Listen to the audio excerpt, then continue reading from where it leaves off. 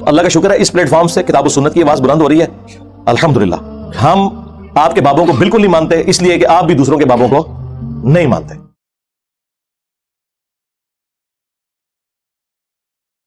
اب وہ critical topic کی طرف روئے سخن جا رہا ہے کہ نبی علیہ السلام غزوہ تبوک پہ اللہ نے آپ کو کامیابی دی ہے. 40 دن تک آپ رومن امپائر کے بارڈر کے اوپر بیٹھے رہے اور کیسے روم فوج لے کے بھاگ گیا، جنگ کے لیے تیار نہیں ہوا. اب رسول اللہ کا اتنا روب پڑ گیا کہ 30,000 کی فوج جن کے پاس آلات جنگ بھی پورے نہیں ہیں، کئی لوگ ننگے پاؤں ہیں، اور سب سے بڑی سپر پاور 3 براعظموں پہ پھیلی ہوئی، جو اس زمانے کی ایسی بڑی سپر پاور کے جس کے پاس سارا لیٹسٹ اسلحہ ہے، وہ 30,000 ان لوگوں سے بھاگ گئی ہے. تو آپ سمجھ سکتے ہیں کہ اس زمانے میں تو سارا سسٹم ہی یہی تھا. تو جتنے بارڈر پہ لوگ بیٹھے ہوئے تھے نا، قبائل اپنے اپنے چھوٹے چھوٹے علاقوں میں، رومن امپائر کے بارڈر پہ عرب کے علاقوں کے اندر، کچھ نے تو اسلام قبول کر لیا. جنہوں نے نہیں کیا نا، انہوں نے کہا کہ حضرت ہم آج کے بعد آپ ہمارے پیر و مرشد، ہم آپ کے ساتھ چلیں گے.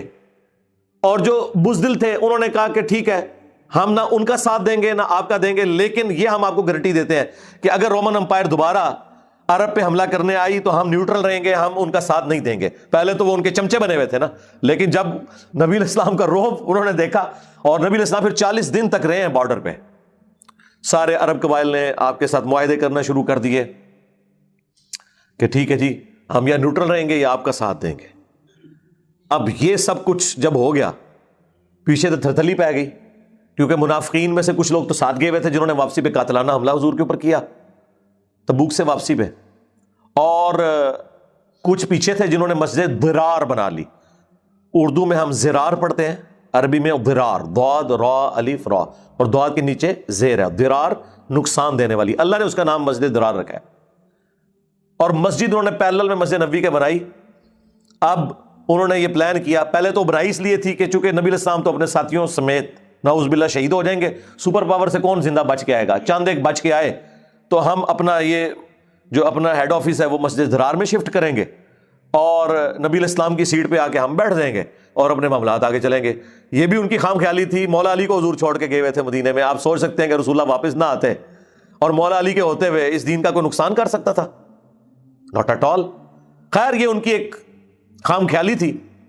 جب انہیں پتا چلا کہ یہ تو کام الٹ گیا ہے، جن کے ہاتھوں شہادت کا وہ سوچ رہے تھے وہ تو ان سے بھاگے ہیں، اب ان کو ہاتھ پاؤں پڑ گئے کہ اب حضور واپس آئیں گے تو ہم کیا بہانہ لگائیں گے. کوئی نہ کوئی تو ان کے پاس کوئی ٹاپک ہونا چاہیے نا حضور کو راضی کرنے کے لیے، کیونکہ انہیں پتا تھا کہ اب ہماری شامت آ جانی ہے، کیونکہ ہم نے تو غداری کی ہے. اور اس میں بعض مخلص صحابہ بھی تھے، اور 3 اصحاب، کعب بن مالک کی توبہ کا واقعہ وہ آ جائے گا انشاءاللہ. اسی کی وجہ سے سورہ التوبہ نام ہے. ان کی توبہ اللہ تعالیٰ نے قبول کی تھی 50 دن کے بعد، لیکن وہ بڑی مشکل توبہ قبول ہوئی تھی. کامل ایمان مومنین بھی تھے بعض جو نفس سے مغلوب ہو گئے، اور بعض منافقین بھی تھے. مسجد ضرار کا ذکر بھی آگے آ جائے گا. تو پھر رسول اللہ کو حکم دیا گیا کہ آپ نے نہ تو اس مسجد میں کبھی جانا ہے نہ نماز پڑھنی ہے، الٹا کہا گیا کہ آپ نے اس مسجد کو گرانا ہے. یہ فتنے کی بنیاد پہ مسجد بنائی گئی ہے. مجھے بتائیں آج رسول اللہ اگر دنیا میں ہوں تو اکثر مسجدیں آپ کی گر جائیں. یہ ساری فتنوں کی بنیاد پہ ہے. ایک گاؤں میں ایک تو قبائل کی بنیاد کے اوپر مسجدیں بنتی ہیں، وہ تو پریڈکشن موجود ہے ابو داؤد کے اندر کہ زمانہ آئے گا لوگ مسجدوں کے اوپر فخر کریں گے، یہ مغلوں کی مسجد ہے، یہ راجوں کی مسجد ہے. یہ ان بنیادوں پہ تو بن ہی رہی ہیں. پھر فرقوں کی بنیاد پہ بھی بنتی ہیں کہ بریلویوں نے ایک مسجد بنا لی ہے تو دیوبندی کچھ عرصے بعد کہیں گے ایسی بھی اپنی بنانی ہے، پاویں نمازی بھی پورے نہ ہو ایک صاف مسجد وہ بنا لیتے ہیں. اپنے اہل حدیث چلے جاتے ہیں وہ اپنی مسجد بنا لیتے ہیں فرقوں کی بنیاد کے اوپر، فتنے کھڑے کرنے کے لیے اپنی اپنی پارٹیاں لے کے الگ ہوں گے. تو اب وہ بہانے کرنے شروع ہو گئے واپسی پہ. کچھ جاتے ہوئے بہانے وہ کر رہے تھے کہ ہمیں نہ جہاد میں ساتھ لے کے جائے. یہ تو نہیں وہ کہہ رہے تھے کہ ہم نے جہاد نہیں کرنا، بس کہتے تھے بیوی بیمار ہے، کوئی کہتا تھا میرے بچے کا مسئلہ ہو گیا ہے، کوئی کہہ رہا ہے میری صحت ٹھیک نہیں ہے، اس طرح. تو وہ جاتے ہوئے جو بہانے لگا رہے تھے اور جو واپسی پہ لگانے والے تھے، اب نبی علیہ السلام کو اللہ تعالیٰ نے وحی کے ذریعے پہلے ہی بتا دیا کہ یہ سارے فراڈی ہیں، جھوٹے ہیں. یہ اب آپ جب واپس جائیں گے نا پھر یہ بہانے کریں گے. تو ان کا ساروں کا پورا کردار جو ہے نا اب وہ ڈسکس ہونے جا رہا ہے. یہ بڑا انٹرسٹنگ معاملہ ہے، اور یقین کریں ان آیات کو پڑھنے کے بعد آپ کو پتا چلے گا کہ یہ صرف شعر کہنا بڑا آسان ہے. تیرے ہوتے جنم لیا ہوتا، ہو سکتا تو ابو جہل ہی ہوتا. یہ بھی رسول اللہ کے ہوتے ہوئے جنم لیے ہوئے تھے، اور حالت دیکھیں دنیا کی محبت کا غلبہ کہ رسول اللہ کے ساتھ غداری کی ان لوگوں نے، اوپر سے کلمہ پڑھ لیا، لیکن دنیاوی منفعت کی خاطر انہوں نے نبی علیہ السلام کے ساتھ جو ساتھ دینا چاہیے تھا، نبھانا چاہیے تھا، وہ نہیں نبھایا اور ہمیشہ کی جہنم کمائی۔ اور سب سے بڑھ کر قیامت تک لعنتیں پڑ رہی ہیں۔ جب قرآن میں ہم ان کا ذکر کرتے ہیں، ان خبیثوں کا ذکر جو ہے وہ ان الفاظ کے ساتھ کرتے ہیں کہ یہ تھے دین کے غدار۔ اور حقیقت ہے، اور ڈاکٹر سراج صاحب والی مجھے بات یاد آئی، وہ کہتے تھے کہ آج کے دور میں اگر قرآن نازل ہوتا نا تو ہم مسلمانوں کا بھی ذکر اسی طریقے سے ہو رہا ہوتا، کیونکہ ہم میں سے بھی اکثر یہی کچھ ہی ہیں، نام کے مسلمان ہیں۔ وَجَاءَ الْمُعَذِّرُونَ مِنَ الْأَعْرَابِ، اور پینڈو بادیہ نشین لوگوں میں سے لوگ، گاؤں کے رہنے والے لوگ بہانے بناتے ہوئے آئے، لِيُؤْذَنَ لَهُمْ، تاکہ آپ سے ان کو اجازت مل جائے، کسی طریقے سے جانا نہ پڑے تبوک پہ۔ وَقَعَدَ الَّذِينَ كَذَبُوا اللَّهَ وَرَسُولَهُ، اور بیٹھے رہیں وہ جنہوں نے اللہ اور اس کے رسول کے ساتھ جھوٹ بولا کہ ہمارے ساتھ یہ مسئلہ ہے، اصل میں وہ یہاں رکنا چاہتے تھے، وہ اپنی جان بچانا چاہتے تھے، ان کو کیا پتا تھا یہ جنگ ہونی نہیں ہے، ورنہ تو سارے تیار ہو جاتے۔ بس یہی تو چیک ہے نا، اللہ تعالیٰ بالکل ایج پہ لا کے نا آزماتا ہے۔ دیکھیں ابراہیم علیہ السلام کو کہاں جا کے اللہ تعالیٰ نے چھری بھی ہاتھ میں چلا دیا، ادھر جا کے کہا کہ ٹھیک ہے جی بس، لیکن ابراہیم کی تو جان نکال دی نا۔ انہوں نے تو اپنی قربانی، اس لیے اللہ نے کہا کہ ابراہیم تو نے اپنا خواب سچا کر دکھایا، دکھا دیا، ٹھیک ہے نا۔ وہ تو اللہ تعالیٰ نے غیبی معاملہ، بھائی ابراہیم نے تو اپنا حق ادا کر دیا، تو اللہ تعالیٰ بالکل ایج پہ لے آتا ہے۔ حضرت یعقوب علیہ السلام کو دیکھیں، پہلے ایک بیٹا لیا، دوسرا بھی گیا، ٹھیک ہے نا، بالکل ایج پہ لے آئے۔ جب وہ ایج پہ پہنچے نا تو وہاں آپ دیکھیں سورہ یوسف میں آتا ہے، جب ان کو بتایا جاتا ہے نا کہ دوسرا بیٹا بھی گیا، تو وہ کہتے ہیں کہ ہو سکتا ہے قریب ہے کہ اللہ تعالیٰ مجھے سارے میرے بیٹے واپس کر دے، کیونکہ انہیں پتہ چل گیا کہ اب میری تکلیف اس ایج پہ پہنچی ہے جس کے بعد ریلیف ہے۔ ان مع العسر یسرا، ہر مشکل کے بعد آسانی ہے، ٹھیک ہے نا۔ تو وہ بیسیکلی اس کے پیچھے کیا تھا جناب، سیدھی سی بات ہے، اللہ تعالیٰ جو ہے نا جی اپنی محبت میں کسی دوسرے کو شریک نہیں ہونے دیتا۔ اصل بات یہ تھی، حضرت یعقوب علیہ السلام اپنے بیٹے سے بڑی محبت کرتے تھے، اگرچہ وہ محبت جائز محبت ہے، اولاد ہے، اللہ نے رکھی ہے، لیکن اللہ تعالیٰ کہتا ہے کہ مخلوق کی محبت دل میں ایسی نہ آئے کہ میرے معاملے میں کوئی سامنے کھڑا ہو جائے۔ حالانکہ ایسا نہیں ہوا ہوگا، لیکن ظاہر ہے کہ جن کے مرتبے ہیں سوا ان کی سوا مشکل ہے نا۔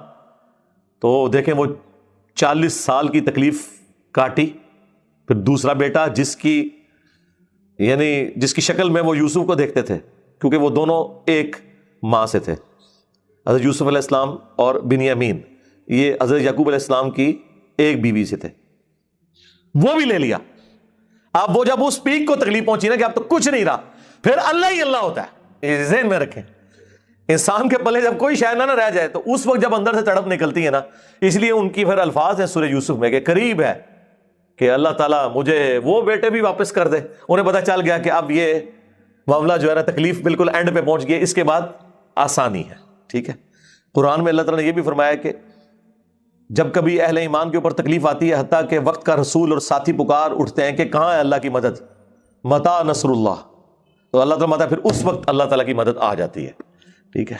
یہ تو پھر جناب معاملہ بڑا بہت ہی حیران کن ہے، یہ اللہ کی عادت ہے جی، سیدھی سی بات ہے، جنت تو اس نے پلیٹ میں رکھ کے تو آپ کو نہیں دینی ہے، ہر بندے کی آزمائش ڈفرنٹ ہے۔ اللہ اکبر۔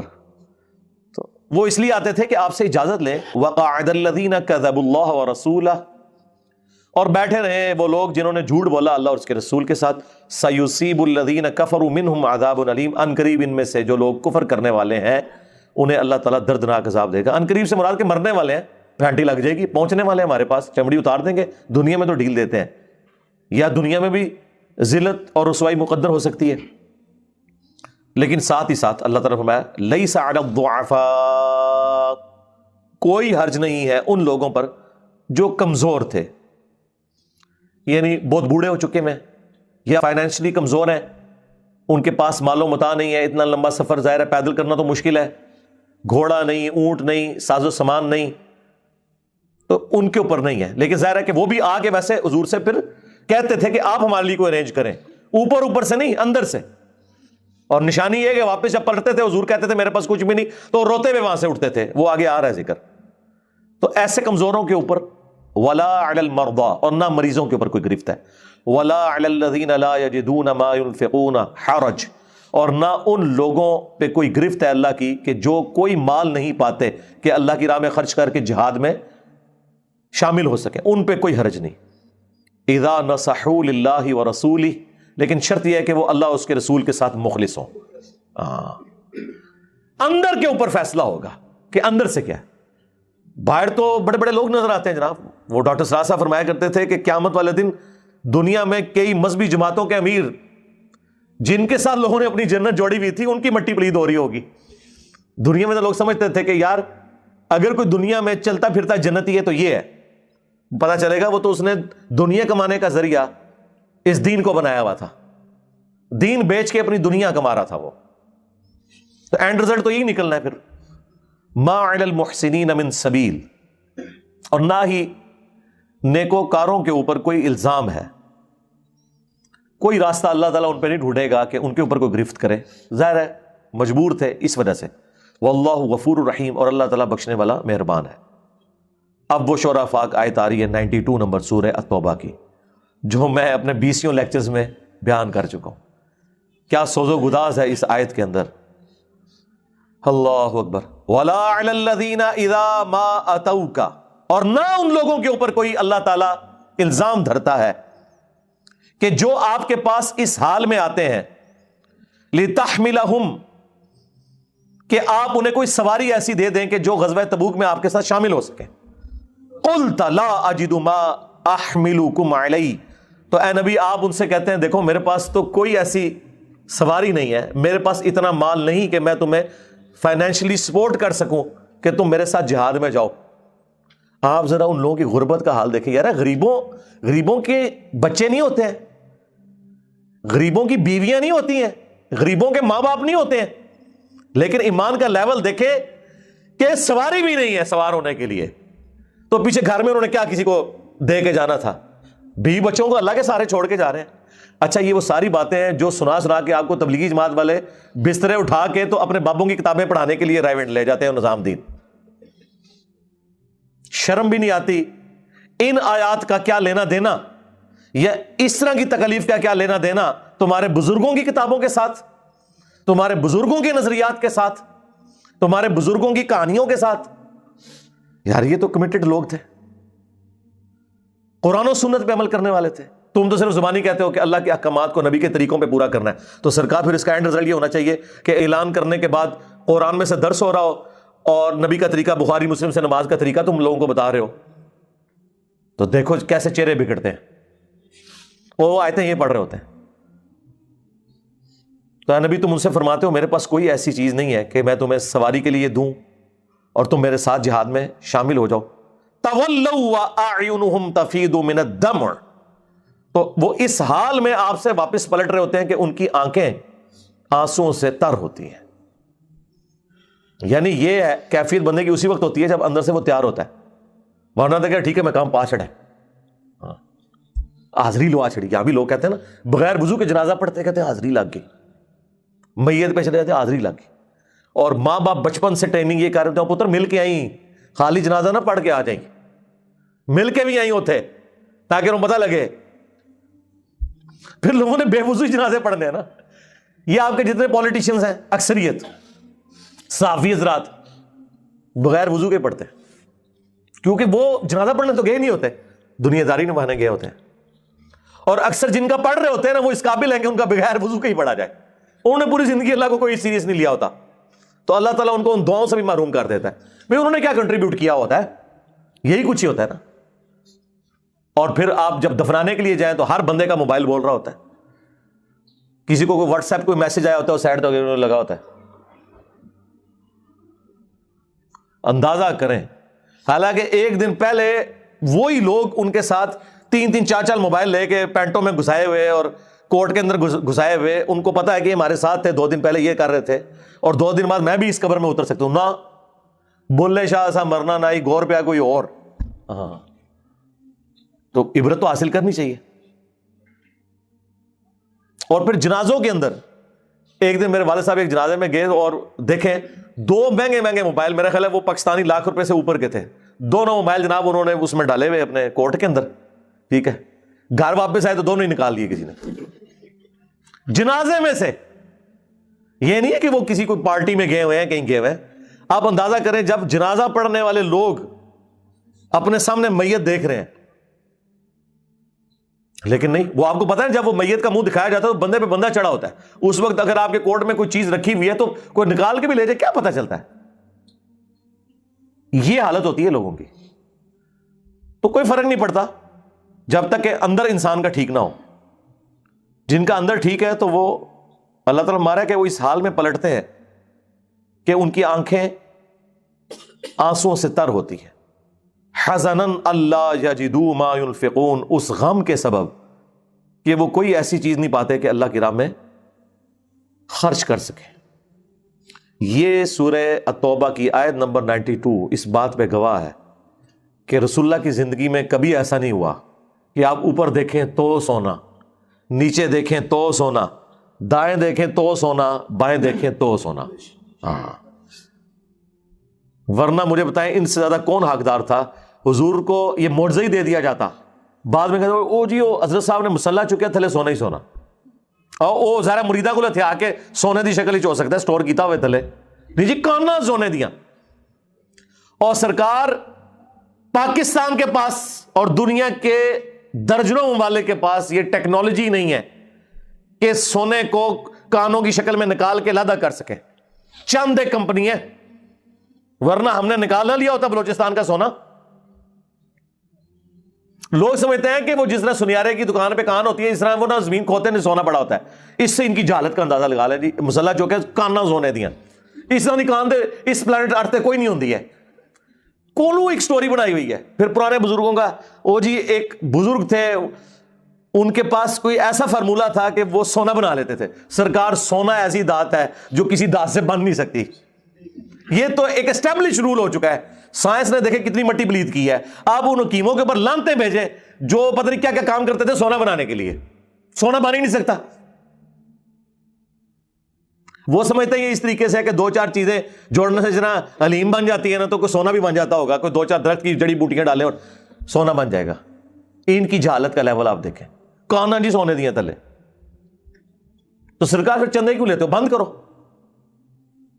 تو یہ جب اپنے بزرگوں کے بارے میں کلیم کرتے ہیں نا کہ جی وہ ان کو استنجے کے ڈھیلے نہیں مل رہے تھے، تو وہ جس چیز کو وہ ہاتھ لگاتا تھا وہ بندہ، اور وہ واقعہ شروع کر رہے ہیں جی اس بندے کو نا فارمولا وہ ڈھونڈنے آیا تھا جس کے ذریعے سونا بنایا جا سکتا ہے، سنیاسی بابا، وہ بھی جھوٹا، بزرگ بھی جھوٹا، بیان کرنے والا بھی جھوٹا، ٹھیک ہے نا۔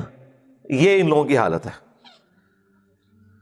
انما السبیل علی الذین یستأذنونک، گرفت تو صرف ان لوگوں کے اوپر ہے جو آپ سے اجازت لیتے ہیں، وہم اغنیاء، جبکہ اللہ تعالیٰ نے انہیں مال و دولت دیا ہوا ہے۔ اب تو ان کے پاس تو بہانہ ہی کوئی نہیں ہے، مال بھی، صحت بھی، پیچھے بیوی بچوں کو خرچہ بھی دے کے جا سکتے ہیں صرف جان بچانے کی خاطر۔ میں نے آپ کو غزوہ تبوک کے حوالے سے سورہ توبہ کے سٹارٹ میں بتایا تھا کہ یہ پہلا غزوہ تھا جس پہ نفیر عام ہوئی تھی کہ جو استطاعت کے باوجود شریک نہ ہو سکا وہ منافق تصور ہوگا۔ ہاں، اس سے پہلے جتنے جہاد اور قتال ہوئے ہیں نا وہ آپشنل تھے، غزوہ بدر، احد، خندق، اس میں نفیر عام کی جاتی تھی کہ جس نے جانا ہے وہ چلے، جس نے نہیں جانا نہ جائے۔ لیکن تبوک چونکہ ایک بڑی جنگ تھی، مین پاور چاہیے تھی، یہاں پہ یہ تھا کہ صرف منافق ہی پیچھے رہے گا، اور بیسیکلی چونکہ حضور دنیا سے جانے والے تھے، اللہ تعالیٰ نے نا کامل الایمان مومنین کو دکھانا تھا کہ جس کی زندگی میں فرق نہ پڑے رسول اللہ کے ساتھ رہ کے بھی نہیں پڑتا۔ تو دیکھ لو تمہارے اندر ہی وہ گھسے ہوئے ہیں، حاجی نمازی لمبی داڑھیوں والے، جو جمعے والے دن بھی سب سے پہلی صف میں بیٹھے ہوتے ہیں، لیکن جب جہاد کی باری آئی ہے تو نکل گئے، مشکل وقت آیا تو